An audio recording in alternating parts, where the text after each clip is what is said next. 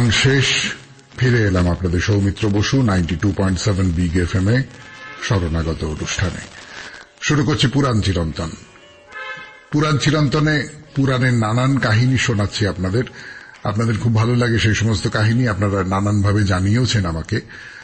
আমার নিজের বলতে খুব ভালো লাগে। পুরাণের কত গল্প আপনাদের বলতে গিয়ে জানা হয়ে যাচ্ছে, সেইটা আমার একটা বড় লাভ হচ্ছে। তো আজকে অগ্নির কথা বলবো। অগ্নিকে নিয়ে নানান রকমের গল্প আছে, নানান ধরনের সব কাহিনী রয়েছে।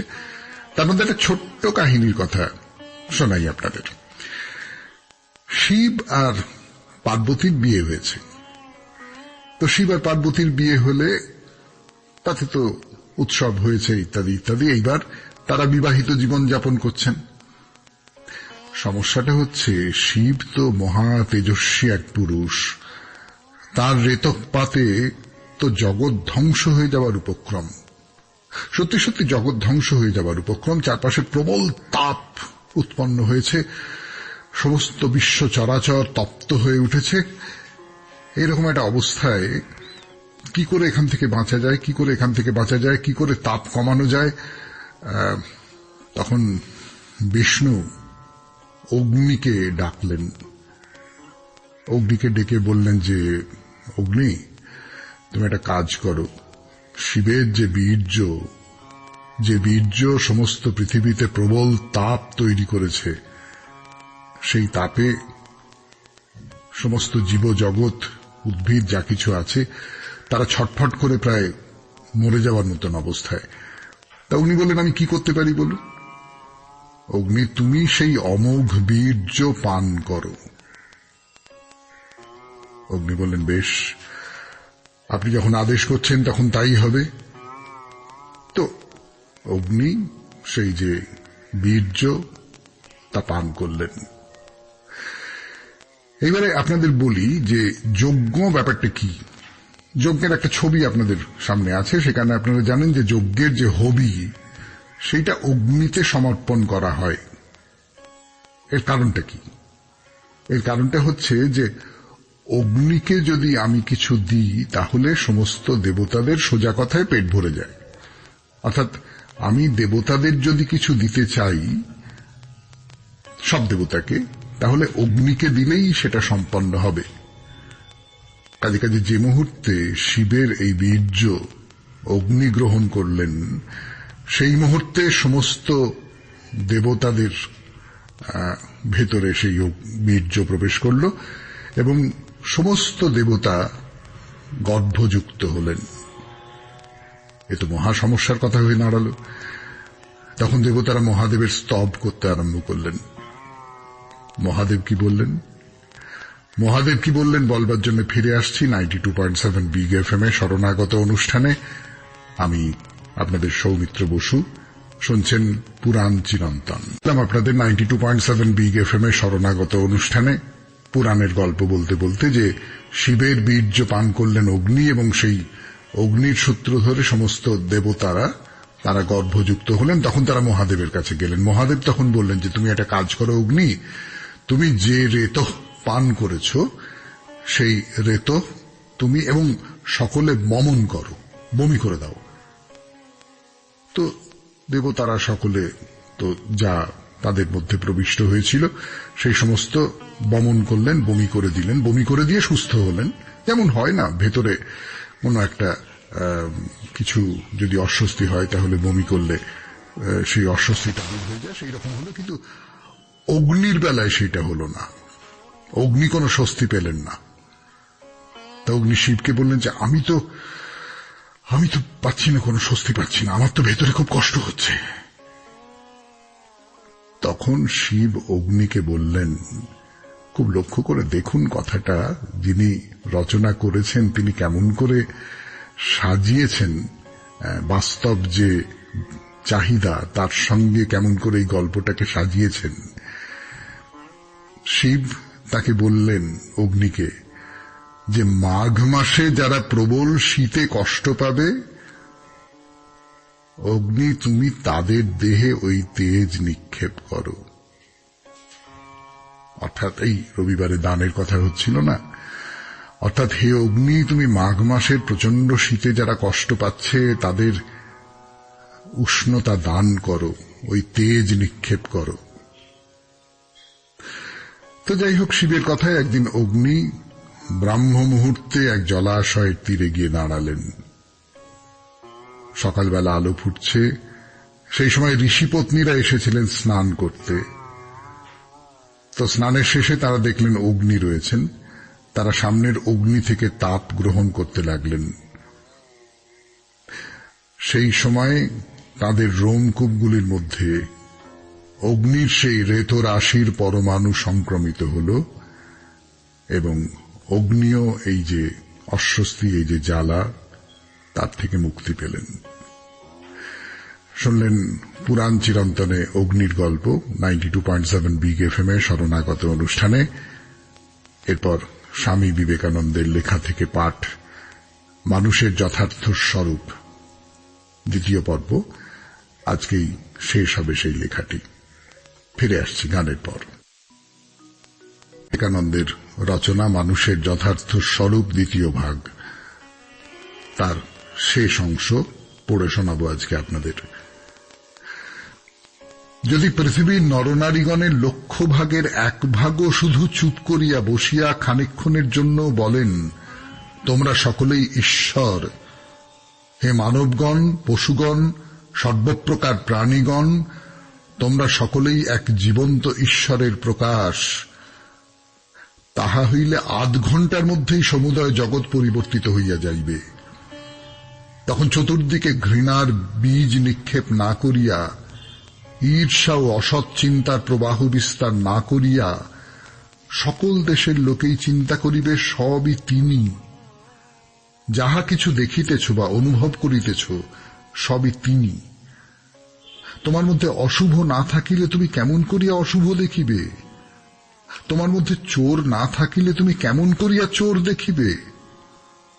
তুমি নিজে খুনি না হইলে খুনিকে দেখিবে কি রূপে?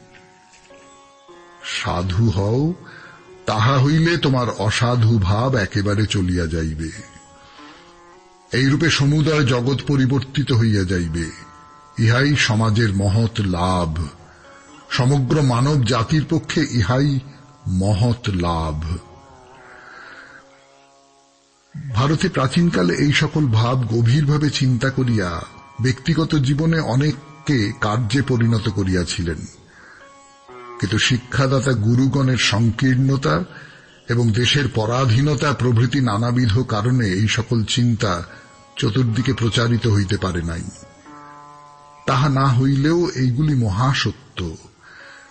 যেখানেই এগুলির প্রভাব বিস্তৃত হইয়াছে সেইখানেই মানুষ দেব ভাবাপন্ন হইতেছে। এইরূপ একজন দেব প্রকৃতির মানুষের দ্বারা আমার সমুদয় জীবন পরিবর্তিত হইয়া গিয়াছে। ইহার সম্বন্ধে আগামী রবিবার তোমাদের নিকট বলিব। এখন এই সকল ভাব জগতে প্রচারিত হইবার সময় আসিতেছে। মঠে আবদ্ধ না থাকিয়া, কেবল পণ্ডিতদের পাঠের জন্য দার্শনিক পুস্তকগুলিকে আবদ্ধ না রাখিয়া, কেবল কতকগুলি সম্প্রদায়ের এবং কতকগুলি পণ্ডিত ব্যক্তির একচেটিয়া অধিকারে না থাকিয়া ওইগুলি সমুদয় জগতে প্রচারিত হইবে, যাহাতে ওই সকল ভাব সাধু, পাপী, আবাল ও বৃদ্ধ বনিতা, শিক্ষিত অশিক্ষিত সকলেরই সাধারণ সম্পত্তি হইতে পারে। তখন এই সকল ভাব জগতের বায়ুতে খেলা করিতে থাকিবে, আর আমরা শ্বাস প্রশ্বাসে যে বায়ু গ্রহণ করিতেছি তাহার প্রত্যেক তালে তালে ধ্বনিত হইবে তত্ত্বমসি। এই অসংখ্য চন্দ্র সূর্যপূর্ণ সমুদয় ব্রহ্মাণ্ডে ভাষণক্ষম প্রত্যেক জীবের কণ্ঠে সমস্বরে উচ্চারিত হইবে তত্ত্বমসি। শেষ হল স্বামী বিবেকানন্দের রচনা থেকে পাঠ, শেষ হল তার প্রবন্ধ মানুষের যথার্থ স্বরূপ দ্বিতীয় ভাগ। গানের পরে ফিরে আসব ঠাকুর শ্রী রামকৃষ্ণ পরমহংসদেবের কথায়। 92.7 বিগ এফএম-এ শুনছেন শরণাগত। ঠাকুর শ্রী রামকৃষ্ণ পরমহংসদেবের কথা বলছি আমি, আপনাদের সৌমিত্র বসু, 92.7 বিগ এফএম-এ শরণাগত অনুষ্ঠানে। শশধর তর্ক চূড়ামণি সেই সময়কার বিখ্যাত পণ্ডিত মানুষ। সেই সময় একটা হিন্দু ধর্মের জাগরণ ঘটছিল, হিন্দু পুনর্জাগরণ বলা হয়। সেই হিন্দু পুনর্জাগরণের একজন অন্যতম প্রধান হোতা নিশ্চয়ই ঠাকুর শ্রীরামকৃষ্ণ পরমহংসদেব। শশধর তর্ক চূড়ামণিও সেই পর্বের একজন তাত্ত্বিক মানুষ। তো শশধর তর্ক চূড়ামণি ঠাকুর শ্রীরামকৃষ্ণ পরমহংসদেবকে জিজ্ঞেস করছেন যে আচ্ছা কিরূপ ভক্তিতে তাকে পাওয়া যায়। তো ঠাকুর বলছেন, আমার বাবু জ্বলন্ত ভক্তি, জ্বলন্ত বিশ্বাস। ভক্তি তো তিন রকম। সাত্ত্বিক ভক্তি, সে নিজেকে সবসময় গোপনে রাখে, হয়তো মশারির মধ্যে বসে ধ্যান করে, কেউ টেরও পায় না। আর রাজসিক ভক্তি, লোকে দেখুক আমি ভক্ত, ষোড়শ উপচারে পুজো করে, গরদ পরে বসে গিয়ে রান্নাঘরে পুজো করে, গলায় রুদ্রাক্ষের মালা, মালায় মুক্ত, মাঝে মাঝে আবার একটা করে সোনার রুদ্রাক্ষ। আর তামসিক, তামসিক যাকে বলে ডাকাতে ভক্তি, উৎপেতে ভক্তি। বলতে বলতে ঠাকুরের চোখ মুখ উজ্জ্বল হয়ে উঠছে। ডাকাত ঢেঁকি নিয়ে ডাকাতি করে, 8টা দারোগায় ভয় নেই, মুখে কেবল মারো কাটো লোটো, উন্মত্ত হুঙ্কার, হর হর বম বম। মনে খুব জোর, খুব বিশ্বাস, একবার নাম করেছি আমার আবার পাপ। এই তমগুণেই ঈশ্বর লাভ। ঈশ্বরের কাছে জোর করো, রোগ করো, কিন্তু পর নন, আপনার লোক, আমার সবকিছু, তার কাছে আবার ঢাকবো কি, লুকোবো কি? তিনিই তো আমাকে ভক্ত করে দীপ্ত করলেন, আমার লজ্জা হরণ করলেন, তাই নির্লজ্জের মতো ধরবো এবার আঁকড়ে, আর ছাড়ন ছোড়ন নেই। এই হলো ঠাকুরের কথা। ঠাকুরের আরো কথা নিয়ে ফিরে আসবো 92.7 বিগ এফএম এ শরণাগত অনুষ্ঠানে। একটু গান শুনে নিন। গুণকে সাধারণভাবে একটু নিচু চোখে দেখেন অনেকে। 92.7 বিগ এফএম এ শরণাগত অনুষ্ঠানে ঠাকুর শ্রী রামকৃষ্ণ পরমহংসদেবের কথা বলতে বলতে এই কথাটা বলছি, কেননা ঠাকুর তমগুণের কথা বলেছেন। একটু ছোট চোখে দেখা হয়, কিন্তু ঠাকুর বলছেন দেখো আবার সেই তমগুণ, হ্যাঁ, সেই তমগুণই পরের ভালোর জন্য প্রয়োগ করা যায়। 3 জন বৈদ্যের কথা বলছেন তিনি। একজন বৈদ্য, সে এলো, রোগীর নাড়ি টিপলো, টিপে ওষুধ টষুধ দিল, দিয়ে বলল ওষুধ খেয়েও হে, বলে চলে গেল। তারপরে রোগী খেলো কি না খেলো, কেমন আছে সে খোঁজও নেয় না। সে হচ্ছে অধম বৈদ্য। আর বৈদ্য কে আছেন? যে বৈদ্য বলে যে ওষুধ না খেলে কেমন করে ভালো হবে, আচ্ছা লক্ষ্মীটি খাও, এই দেখো আমি ওষুধ মেরে দিই, খাও খাও খাও। সে হচ্ছে মধ্যম বৈদ্য। আর উত্তম বৈদ্যকে, রুগী কোনো মতেই খেলো না দেখে সে বুকে হাঁটু দিয়ে বসে জোর করে ওষুধ খাইয়ে দেবে। খাবে নাকি, জোর জবরদস্তি করে খাইয়ে দেব। এটা হলো বৈদ্যের তমগুণ। এতে রুগীর মঙ্গল, বৈদ্যেরও সাফল্য। তেমনি ভক্তির তম, আর ডাকাত পড়া ভাব। তার নাম করেছি আমার আবার পাপ, আমি যেমনই ছেলে হই, তুমি আমার আপন মা, তোমাকে দেখা দিতেই হবে। বলতে বলতে ঠাকুর গান ধরলেন। আমি দুর্গা দুর্গা বলে মা যদি মরি, আখেরে এ দিনে না তারও কেমনে জানা যাবে গো শঙ্করী। নাসী গো ব্রাহ্মণ হত্যা করি ভ্রূণ, সুরা পানাদি বিনাশী নারী, এসব পাতক না ভাবি তিলেক, ওমা ব্রহ্মপদ নিতে পারি। ঠাকুর গাইছেন আর শশধর কাঁদছেন। সমস্ত পাণ্ডিত্য গলে গলে গলে গলে চোখের জল হয়ে নেমে আসছে। ঠাকুরের ভাষায় ডাইলিউট হয়ে যাচ্ছে।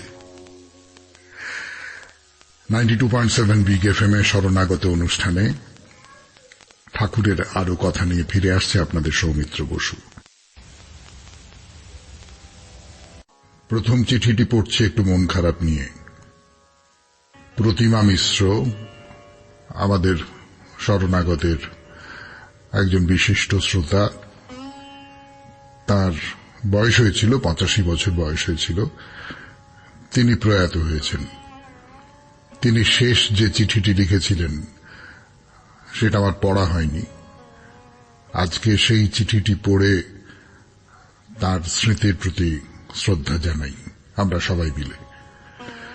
ভাই সৌমিত্র বসু, আগামী দিন পয়লা বৈশাখ বাংলা নববর্ষ। আমার অন্তরের আশীর্বাদ নিও। ভোরের শরণাগত এক প্রাণ জুড়ানো অনুষ্ঠান। আমার প্রাণের ঠাকুর শ্রী শ্রী রামকৃষ্ণ, জগৎজননী মা শারদা ও বীর বিবেকানন্দের যে বাণী তুমি পাঠ করো তা অত্যন্ত আনন্দদায়ক মনে হয়।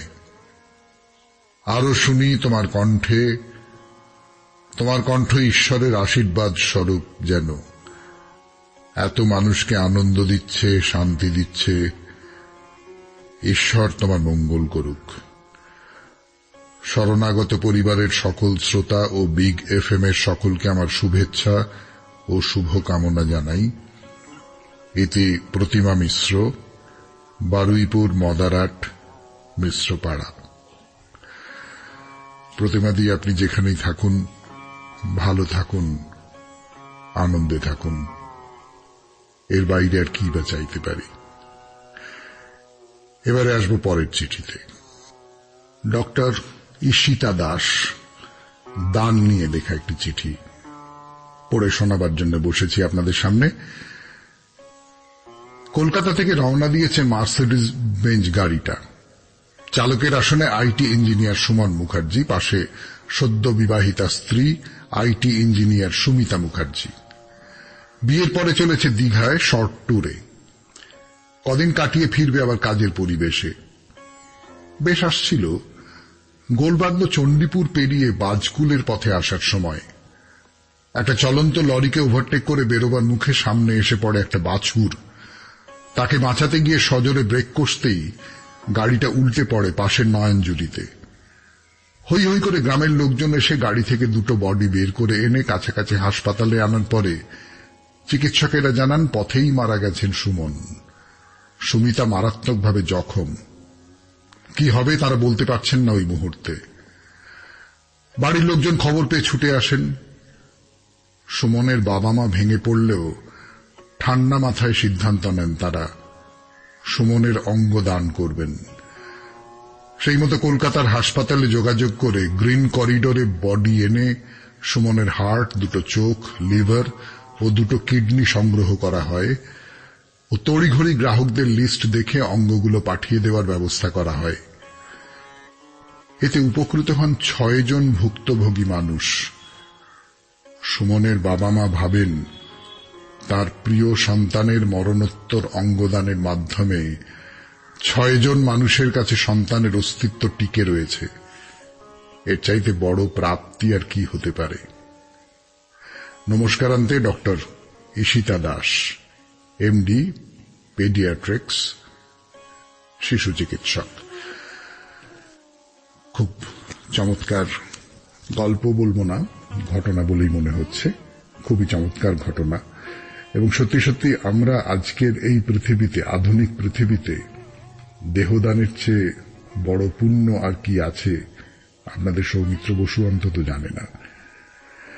চিঠিপত্রের পর এবার বাইরে দূরে 92.7 বিগ এফএম এ শরণাগত অনুষ্ঠানে এলাম। চিঠিপত্রের পর 92.7 বিগ এফএম এ শরণাগত অনুষ্ঠানে শুরু হচ্ছে বাইরে দূরে। আমি আছি আপনাদের সঙ্গে, আপনাদের সৌমিত্র বসু। আর দেরি না করে লাদাখ থেকে চীনের মাটিতে পা রাখি আর বেইজিং শহরে পৌঁছেই সোজা চলে যাই স্বর্গের মন্দিরে, টেম্পল অফ হেভেন। এই মন্দির নিয়ে প্রাথমিক যা যা কথা বলবার সব বলা হয়ে গেছে মোটামুটি।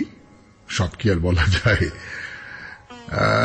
যদি আরো কিছু বলবার কথা মনে হয় সে না হয় পরে বলা যাবে।